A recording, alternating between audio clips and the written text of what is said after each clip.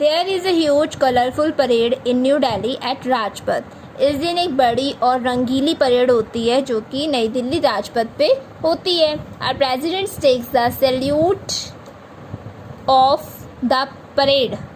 जो हमारे देश के प्रेसिडेंट हैं मतलब राष्ट्रपति होते हैं वो परेड की सलामी लेते हैं। और इस दिन स्टूडेंट्स याद रखना है आपको, देखो इंडिपेंडेंस डे पे प्राइम मिनिस्टर ने रेड फोर्ट पे हमारे नेशनल फ्लैग को फहराया था, लेकिन रिपब्लिक डे पे जो हमारे प्रेसिडेंट होते हैं राष्ट्रपति होते हैं वो नेशनल फ्लैग को राजपथ पे फहराते हैं। तो आपको कौन कब झंडा फहराता है और कहाँ फहराता है ये याद रखना है। इंडिपेंडेंस डे पे हमारे प्राइम मिनिस्टर रेड फोर्ट पे लाल किले पर, और रिपब्लिक डे पे हमारे प्रेसिडेंट मतलब राष्ट्रपति राजपथ पे। Clear students? ओके, आगे बढ़ते Gandhi Jayanti. We celebrate the birthday of Mahatma Gandhi as Gandhi Jayanti on 2 October every year. हम महात्मा गांधी के जन्मदिन को हर साल 2 अक्टूबर पे गांधी जयंती के रूप में सेलिब्रेट करते हैं। India got freedom under his leadership. Bharat को आज़ादी मिली थी इनकी लीडरशिप में, मतलब इनके नेतृत्व में। इन्होंने भारत को आज़ाद करने में एक महत्वपूर्ण भूमिका अदा करी थी, इसलिए इनके बर्थडे को हर साल 2 अक्टूबर पे गांधी जयंती के रूप में मनाया जाता है। We call him the father of the nation, और हम सभी इन्हें फादर ऑफ द नेशन मतलब राष्ट्रपिता भी कहते हैं। ओके, ये तो थे हमारे नेशनल फेस्टिवल्स। अब हम आगे बढ़ते हैं सेकेंड, रिलीजियस फेस्टिवल्स मतलब धार्मिक त्यौहार। अब हम धार्मिक त्योहारों के बारे में पढ़ेंगे जो कि किसी न किसी धर्म से जुड़े हुए होते हैं। Festivals that are connected with religions are called religious festivals. Let's know more about this festivals. वो सभी त्यौहार जो किसी न किसी धर्म से जुड़े हो उन्हें धार्मिक त्यौहार कहा जाता है। देखिए फर्स्ट, दिवाली। जानते हो ना आप सभी, Diwali is celebrated to mark the return of Lord Rama to Ayodhya after 14 years of exile. Diwali को मनाया जाता है क्योंकि इस दिन जो हमारे भगवान राम थे वो 14 वर्ष का वनवास काट के अपने घर अयोध्या वापस आए थे, तो इसलिए हर साल दिवाली मनाई जाती है।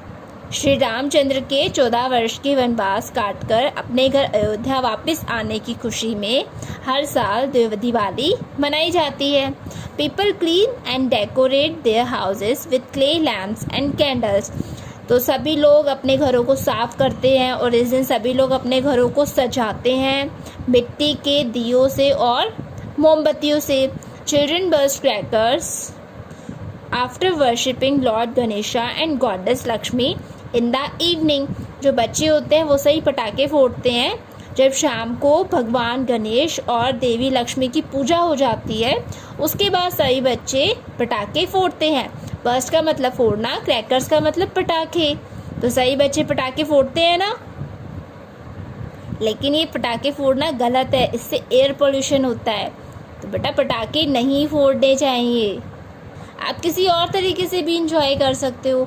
पटाखे फोड़ने से एयर में पोल्यूशन होता है, हमारी एयर हवा पोल्यूट हो जाती है, प्रदूषित हो जाती है और फिर उसमें सांस लेना बड़ा ही डिफ़िकल्ट हो जाता है। तो पटाखे नहीं फोड़ने चाहिए, आप किसी और तरीके से भी इंजॉय कर सकते हो।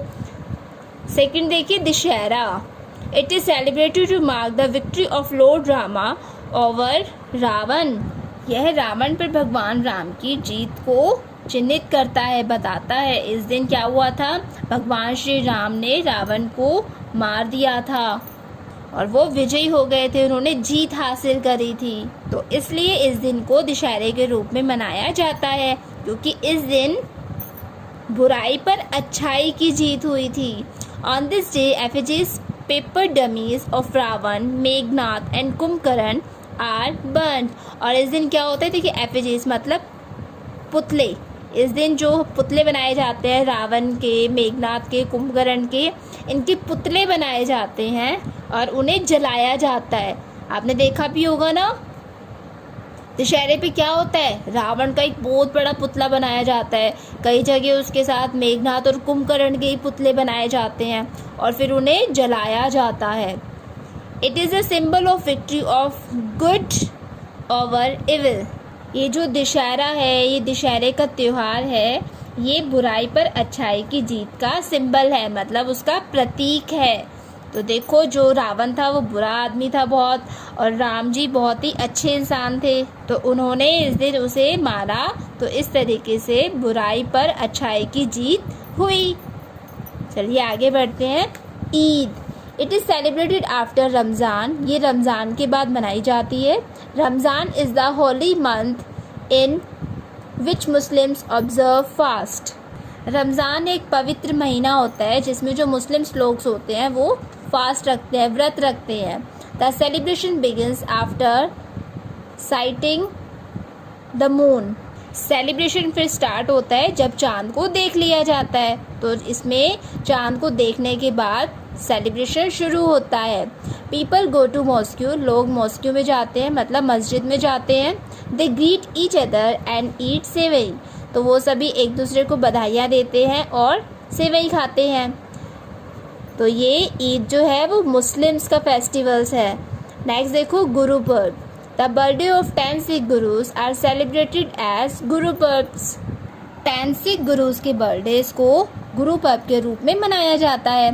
People go to gurdwara to offer praise, तो जो लोग हैं वो इस दिन गुरुद्वारा जाते हैं और प्रार्थना करते हैं। दे ईट एट लंगर, और वो सभी लंगर खाते हैं। लंगर क्या होता है? ये एक फ्री मील होती है, एक फ्री खाना होता है जो कि गुरुद्वारे में लोगों को खिलाया जाता है। तो ये वहाँ का प्रसाद है।